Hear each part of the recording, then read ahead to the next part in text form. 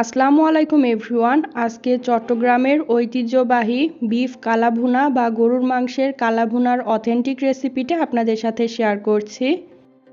যার জন্য এখানে আমি 1.5 কেজি পরিমাণ গরুর মাংস নিয়েছি।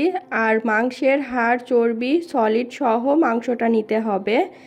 এখন মাংসের মধ্যে আমি দিয়ে দিব পেঁয়াজ কুচি আধা কাপ, ভাজা পেঁয়াজ বেরেস্তা দিয়ে দিব আধা কাপ, দিয়ে দিচ্ছি 2টা তেজপাতা, 2টা দিয়ে দিব বড় এলাচ, একটা দিয়ে দিচ্ছি স্টার অ্যানিস বা তারা মশলা, দিয়ে দিচ্ছি 5-6টার মতো সবুজ এলাচ, 3-4 টুকরো দারুচিনি, কয়েকটা দিয়ে দিচ্ছি কাবাব চিনি, আধা চা চামচ দিয়ে দিলাম কালো গোলমরিচ, আধা চা চামচ দিয়ে দিচ্ছি লবঙ্গ, 1 টেবিল চামচ রসুন বাটা, 1 টেবিল চামচ আদা বাটা, স্বাদ অনুযায়ী লবণ, 1 চা চামচ জিরা গুঁড়া, 1 চা চামচ ধনে গুঁড়া, আধা টেবিল চামচ হলুদের গুঁড়া আর 1 টেবিল চামচ শুকনো মরিচের গুঁড়া, আধা কাপ দিয়ে দিলাম রান্নার তেল। এখন সব কিছু হাতের সাহায্যে একসাথে নেড়েচেড়ে মেখে নিচ্ছি। মাংসের গায়ে খুব ভালোভাবে মশলাটাকে মেখে নিতে হবে।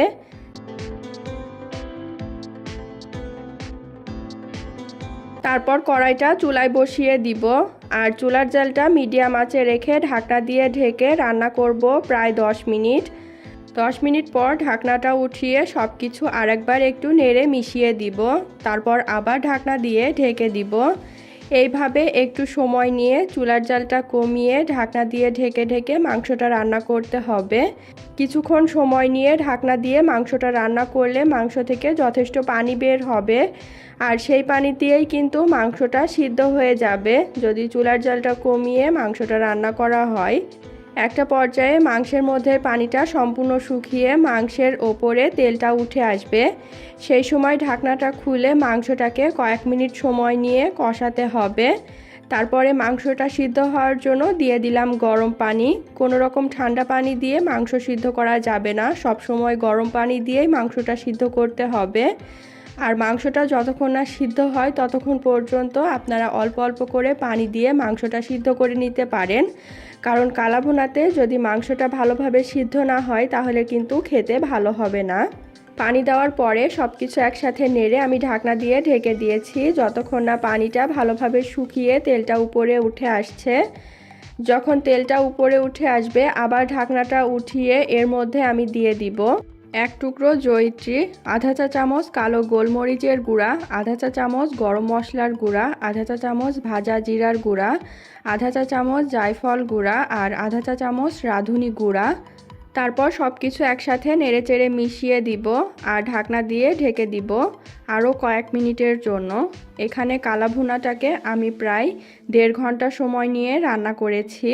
এতে মাংসটাও সফট হবে এবং কালাভুনার টেস্টটা এবং কালারটা দুইটাই ভালো আসবে। মাংসটা সিদ্ধ হয়ে গেছে। এখন মাংসে আমি একটা বাগার দিব, যার জন্য চুলার জালটা মিডিয়াম আঁচে রেখে চুলায় একটা ফ্রাইং প্যান বসিয়ে দিয়েছি। ফ্রাইং প্যানের মধ্যে দিয়ে দিলাম আধা কাপ সর্ষের তেল। এখন এর মধ্যে দিয়ে দিব আস্ত করে কেটে নেওয়া পেঁয়াজ। পেঁয়াজটাকে হালকা একটু নেড়েচেড়ে ভেজে দিয়ে দিলাম রসুন কুচি। এখন রসুন আর পেঁয়াজটাকে আরও কয়েক মিনিট ভেজে এর মধ্যে 6টা শুকনো মরিচ দিয়ে দিলাম। তারপর সব কিছুর গায়ে হালকা কালার করে ভেজে নিচ্ছি।